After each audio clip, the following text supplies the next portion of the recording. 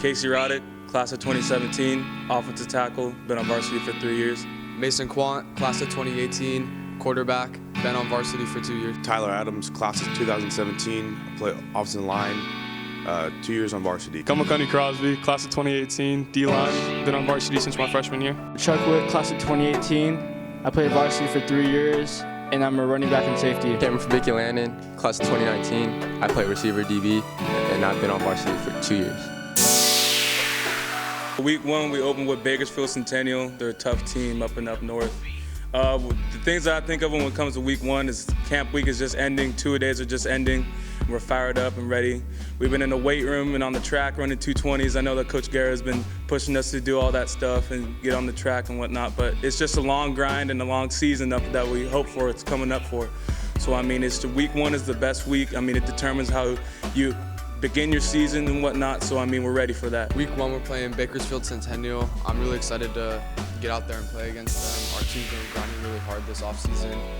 Every day, 6:30 weights in the morning, 220s conditioning like crazy, throwing routes after school, practicing hard. I think we're ready, and I'm just really excited for that. Week 1, we got Bakersfield Centennial. Our team's practicing really hard. Like the other guy said, we're running 220s, embracing the grind, working really hard. Out on the practice field, we're doing what we gotta do. We're ready. Week 1, we got Bakersfield Centennial. It's gonna be a tough game. It's gonna be a fun game. Just to open up with, show them what we can do. If we do our jobs and just know our responsibilities, I think we'll come up with a good game. Week 1, we open up with Bakersfield Centennial. It's gonna be a good game. It's gonna be a tough game. Just want to show everyone what we can do, what we've been working for. Just putting in a bunch of work this off season, and hope it all pays off. Week 1, we're starting with Bakersfield Centennial. We've been working hard the whole off season. We've been running a lot. We've been working with weights, lifting hard, and I just think that we're ready for the first game of the season. We open up with Bakersfield Centennial week 1, tough offense. They got Nevada commit Cole Beatty up there, who I'll be guarding. Hopefully, we'll stop their spread offense. I'll take that challenge, and hopefully we end up with that dub. Our big rival game is Oaks Christian. It's a big game. I remember going to the games when I was a little kid. Always big impactful games. It's mostly likely for the league championship. So, we got to go out there and, do what we do and get that W. Rivalry game, we got Oaks Christian later on in the season. Just battling it out, league championship, bragging rights. I'm actually going to be going up against an O-tackle who's from my hometown too, Nico DeFranzo, and it should be a good battle. Big rivalry game against Oaks Christian. My brother played against them when he was in class of 2012. That was a big rival game for me and my brother. Last year we didn't come out very well, but this year we'll come out stronger. Our rivalry game, Oaks Christian. Last year, as a freshman, I was guarding Michael Pittman. Held him to 1 touchdown, and I think 5 catches. Hope to shut his little brother down, Micah Pittman, and hopefully come out with the W. Our rivalry game is against Oaks Christian. It's always a great game, great intensity, always great matchups against them. Last year we didn't come out on top, but this year we're hoping to come out on top this year. And it's always just a great game to go watch, and friends come out for that game, and a lot of alumni too. Oaks Christian is like our main rivalry game, and it happens to be on our homecoming this year. We got a big crowd coming out, a lot of tradition, alumni, so much behind the game itself. And we didn't come out on top last year, but we think we can this year, and we're just really looking forward to that chance again. My most influential coach is my offensive line coach and also my head coach, Coach Adam Guerra. He's helped me develop life skills not only on the field but also off the field, and he's also helped me jumpstart my recruiting, which is the most important time of my life is to pick a college. So I mean, I got to give my greatest shout out to Coach Guerra. My most influential coach is probably my offensive coordinator, Coach Panetti. He really takes the time to he texts me all the time after every practice and tells me what I need to work on, what I did good. Always trying to get extra film study in and all that stuff, and it really means a lot to me. And also Coach Guerra over there, because he's a great head coach, and he's also shown me what it's like to be a true man, not just on the field but also off the field. The most influential coach I've had is my head coach and offensive line coach, Adam Guerra. He's really shown me the ropes of the offensive line. I've become a better person since he's come to our program. You know, a better player on and off the field. You know, he's really shown me how to become a man. You know, and just good coach. One of the most influential coaches I've had is Coach Adam Guerra, my head coach. Just helped me build my mental toughness, just toughening everything out every single day, grinding. And also my D-line coach, Coach McKinney, just showing me the ropes and showing me how to better myself in anything that I do. My most influential coach would probably be Coach McKinney and Coach Guerra, because they always taught me how to be a man on the field and to be a better man off the field and be a good person to other people and to treat people like how you would want to be treated. My most influential coaches are Coach Milvon and Malik James.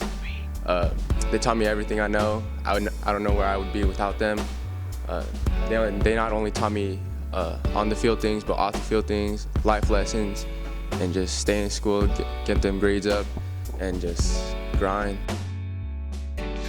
My first Madden experience was against my dad, and he whooped me. Man, it was bad, but you know, I play a lot now, and it's like basically my favorite game. I play against my friend and teammate Casey Roddick all the time. You know, it's always close games. But you know, I like to think I get the best of them. My first Madden experience was with my dad when I was a little kid. I'd always play him all the time because like he was the only other guy in the house, so my mom and sister didn't really play that much.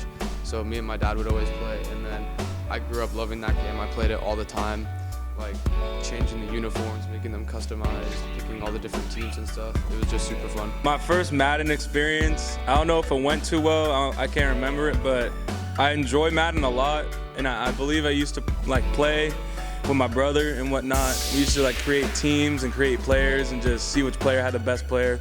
I mean, I'm an offensive lineman now, but I usually wish I was a wide receiver in the game. So I mean, it was still fun to see myself as a wide receiver and whatnot. My first Madden experience was Madden 05, hanging out with my cousins out in Carson.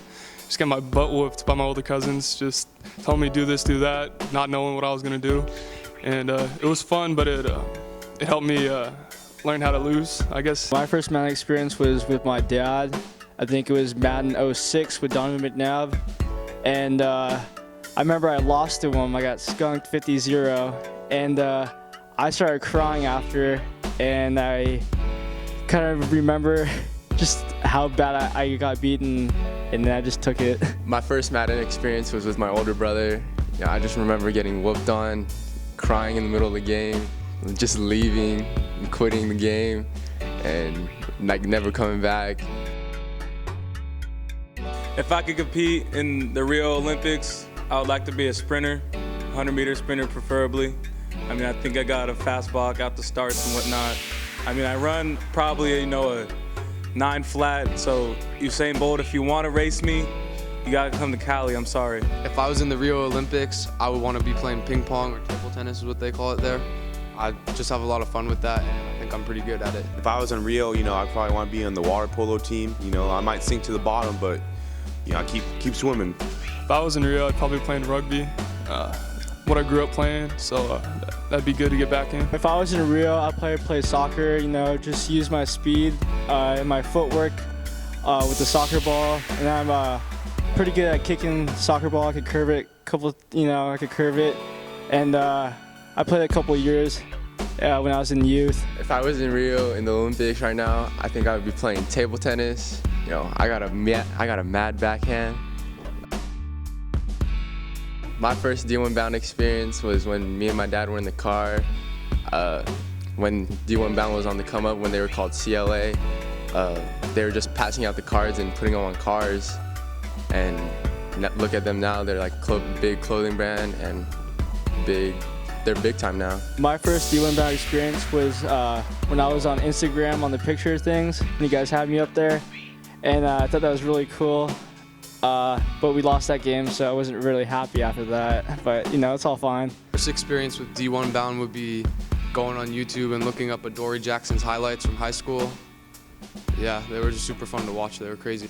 My first experience with D1 Bound was my freshman year when Darnay and Derek Holmes went to Newberry Park. Just watching them getting interviewed all the time, it just really drew me in and really caught my attention. My first experience with D1 Bound was actually watching Juju Smith's highlights on YouTube. But my first actual experience getting to actually see the interviews and whatnot was after the game against Westlake when Theo Howard got interviewed by D1 Bound. We got the W that game, but it still matters. I got to witness D1 Bound. My first experience with D1 Bound was just going, like my quarterback said, going on YouTube and looking at all the highlights and whatnot, And also I had a friend that always used to rep the D1 Bound brand and whatnot, so that was very cool.